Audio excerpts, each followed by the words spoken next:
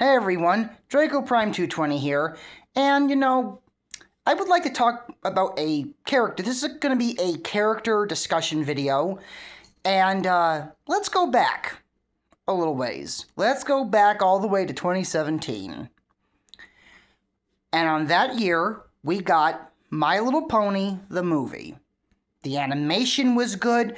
Was the story somewhat predictable? Yeah, but... And also, we were introduced to some new characters. A bunch of pirate parrots, Capper, the cat, voiced by Taye Diggs, and the Storm King, who I really wish was in the movie a lot more, because he had so much potential. He was like a mixture of Hades and Jafar. One minute he'd be all calm and everything, then the next one he'd be like angry and just bombastic with his words. Then there's the character we're talking about today, Tempest Shadow, or AKA Fizzlepop Berry Twist. She was the one character that stole the show. She stole the show for me. And she seemed like she was the main villain of the actual villain of the movie. But we come to find out her past. We come to find out why she is the way she is. She's all in armor, and she's got a scar over her eye. She's got a broken horn. And if you don't know who Tempest Shadow is, go watch the My Little Pony movie, and you'll find out. Now, we all thought probably that maybe she was going to come back for the show for the next season. No, she didn't. Well, I'm going to be honest with you. I really think they could have. I know they couldn't get the actress who played her, because let's face it, she would have been quite expensive. But there's a little show called Kung Fu Panda Legends of Awesomeness. And they were able to replace the voice of Tigress since they could not get Angelina Jolie. And that makes me kind of wonder, why couldn't they do that with Tempest? Why couldn't they get, someone else to voice Tempest for the show who almost sounded like her original voice from the film? Therefore, since that did not happen, Tempest was limited to a couple mentions and some very brief cameos. Her one standout cameo was in the finale of Season 9, where she's with the other ponies and creatures, basically MLP Endgame, going up against Tyrek, Chrysalis, and Cozy Glow. Well, that changed. Thanks to a little audio drama called Dancing with the Shadows. It has so far, there are a couple characters from the film that have made an appearance. One of them is Capper, and the other is, of course, Tempest Shadow. And I have to say, Tempest Shadow is a nice addition to this audio drama. Dancing with the Shadows is on its second season. It's basically episode 2 of season 2, but it's actually episode 8 of the entirety of the series.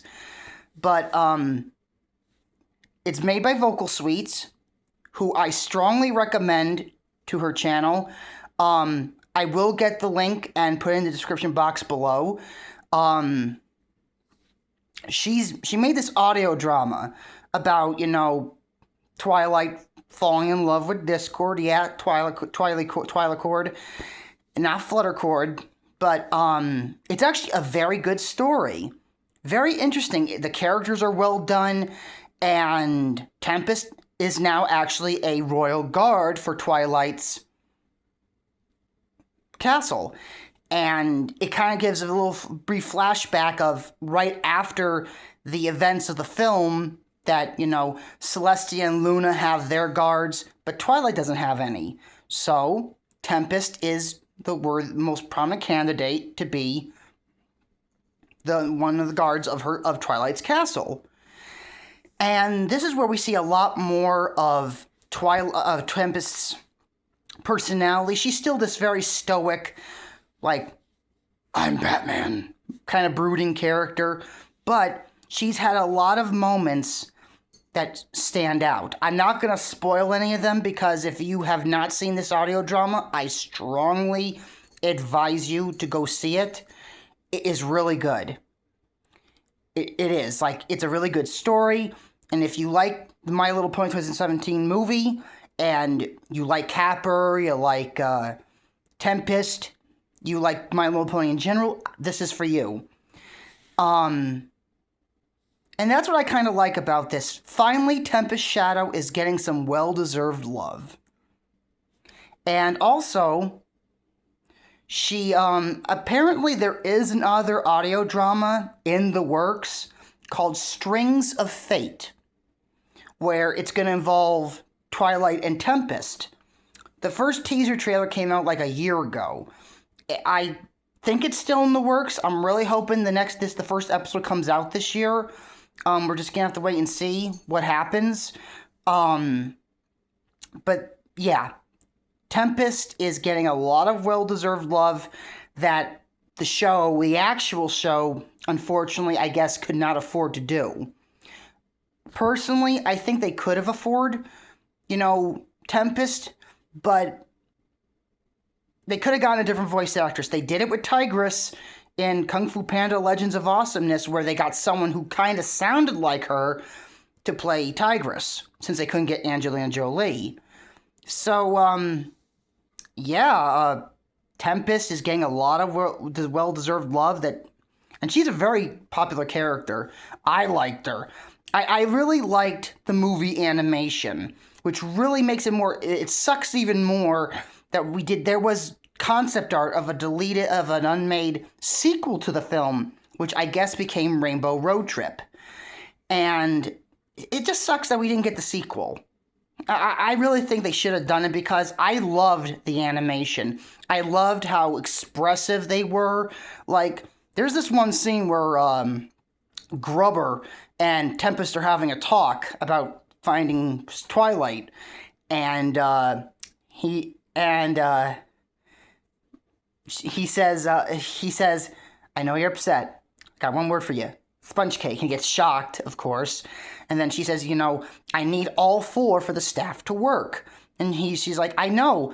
I want the Horn King to fix that crazy horn as much as you do. It looks like a correctly chipped tooth on the top of your head. And you don't look good in hats. And Grubber should not have said that to Tempest, because that kind of triggered her a bit. Because then, and this is what I like about the animation right here in this moment, she turns around, she looks pretty peeved, and she's like, that princess is not gonna keep me from getting my horn back. Prepare my ship. And then he runs off, and then I like how she kind of looks up, like she inhales and she's like composing herself, and then she calms down and she goes, please, how far can one little pony get out on her own? I love the animation. I think that was one of the highlights of the film for me. Some of the songs were really good too. I have to say Open Up Your Eyes was the song that stole the show for me. Seriously, it's kind of interesting that, you're supposed to be rooting for the heroes, the protagonists, but at almost every movie, the villain has a banger knockout of a song. Yeah. That's kind of interesting, and, I find that that's how it's been for quite a few films where, you're rooting for the hero, but yet the villain is the one that has the best songs. But, I kind of do wish they did make that canceled sequel, because would Tempest been a participant? Would that more expanded on her story as a character? We don't know. But yeah, Dancing with the Shadows, and I think the upcoming audio drama, Strings of Fate, will be giving Tempest the spotlight that the show was not able to do, which is pretty unfortunate, because I really think if we had at least a couple episodes where Tempest showed up and Maybe we delve deep in her character more, how she tries to adjust to being back in Equestria and trying to make friends and trying to get along. And, she's so out of touch with her fellow ponies. That could have made for some really good storytelling. But didn't happen. But that's why we got the fans. We got these wonderful, gifted people who bring sometimes animation, artwork, and very good voice talent to bring these characters to life and actually give spotlight to some characters that never did in the show. And that I have to commend them for. Well, until next time, I am Draco Prime 220, signing off. See you then.